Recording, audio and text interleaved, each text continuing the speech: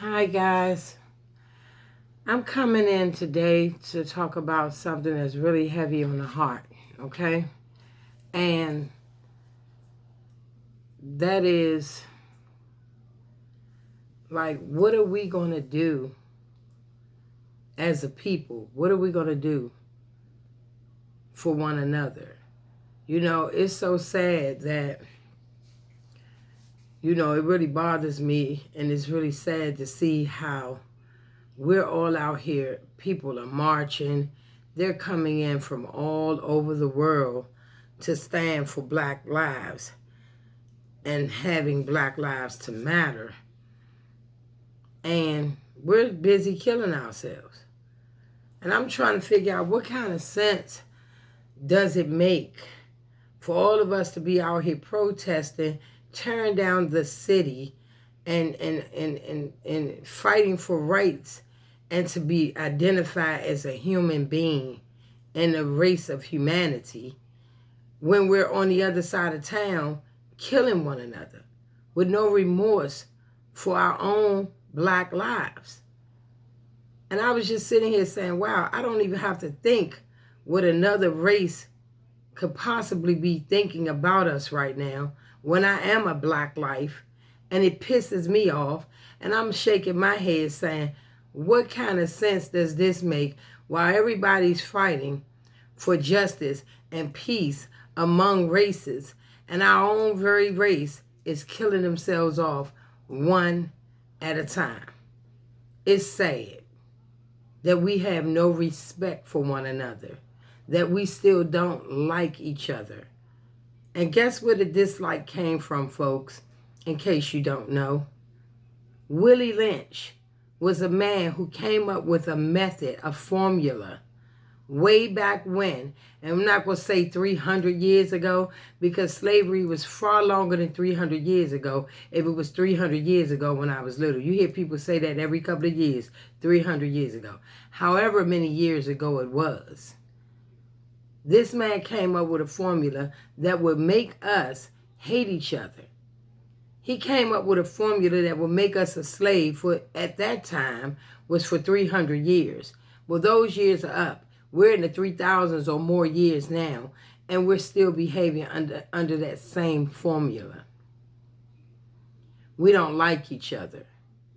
Light-skinned people don't like nobody. I don't know. Black people don't like light-skinned people. Skinny people, fat people don't like skinny people. Ugly people don't like nobody. Like, what is that shit about? Really? Come on, people.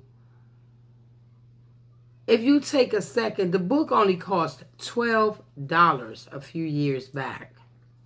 I'm quite sure the price hasn't gone up that much, because they're probably banking on most of our Black lives not reading it. How about that? So I'm going to ask you guys to do yourself a favor. Pick up the book. It's called the Willie Lynch Lecture. Willie Lynch Lecture, okay? It's $12. It's about this thin. Little pamphlet. It's not real big, not a hard read. And guess what? Once you read that book, I guarantee you, your mindset will change. I guarantee you, if you share the book with your young people, their mindsets will change. And if their mindsets don't change, then wow, we have a whole nother problem to deal with. Because not only did this lecture promise, and it did cash out on its promise for all of those years back then, but it's still paying out today.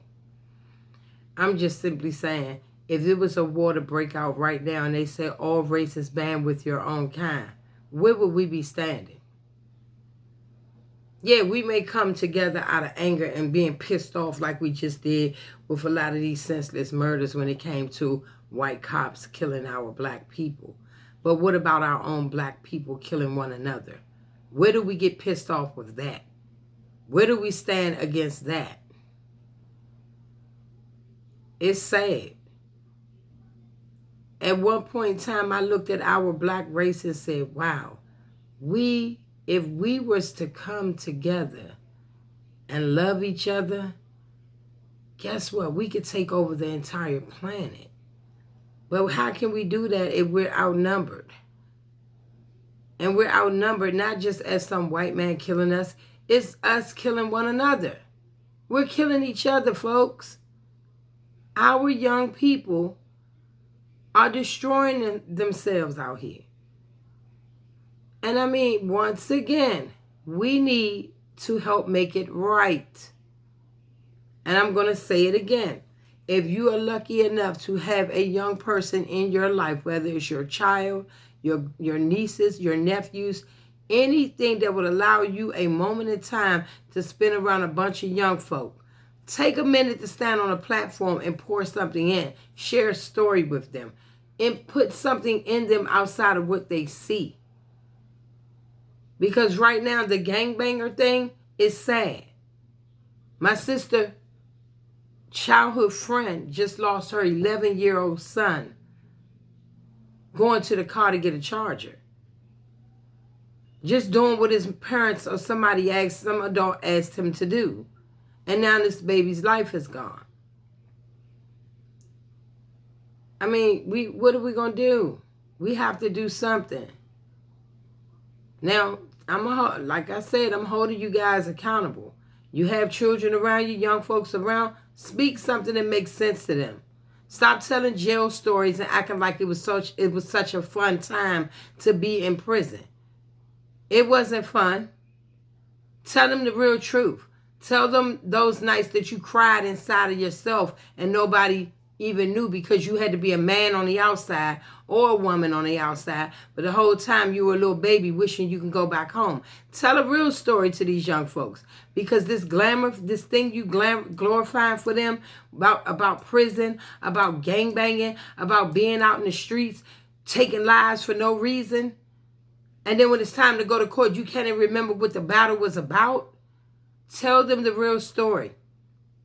If you grew up in some of these neighborhoods and knew what it was like to go to school or mind your business and have people that want to come up on you to fight you, jump you, or put you in some mess that you had nothing to do with, tell those stories to these young people.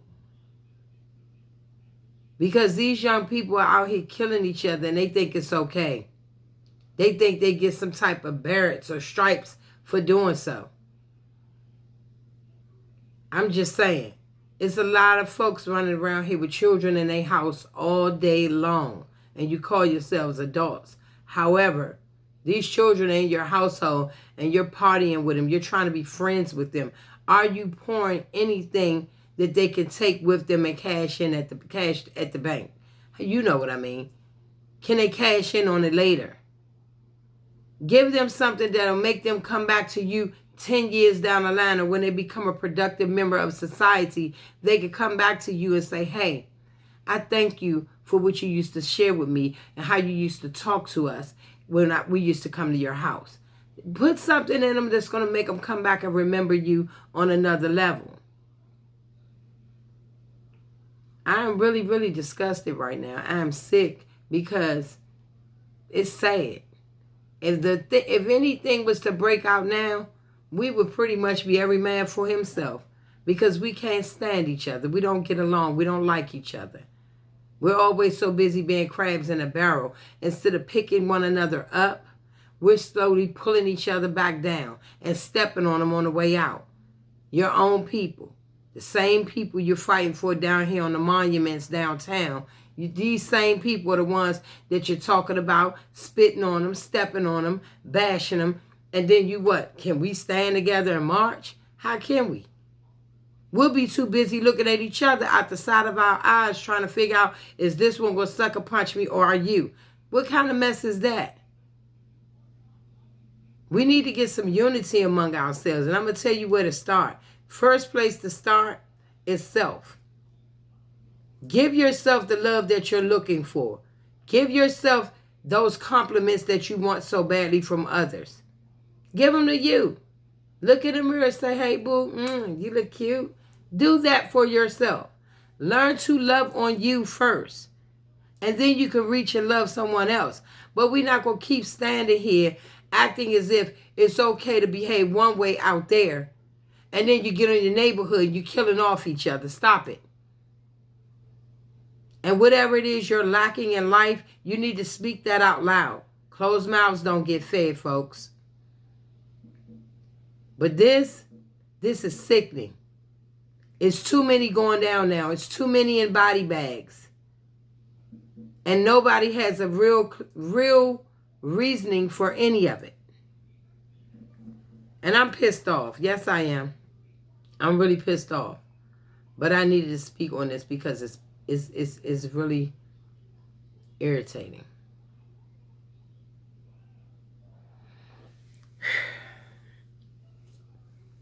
So, I'm going to ask you guys, grab a hold of a young person.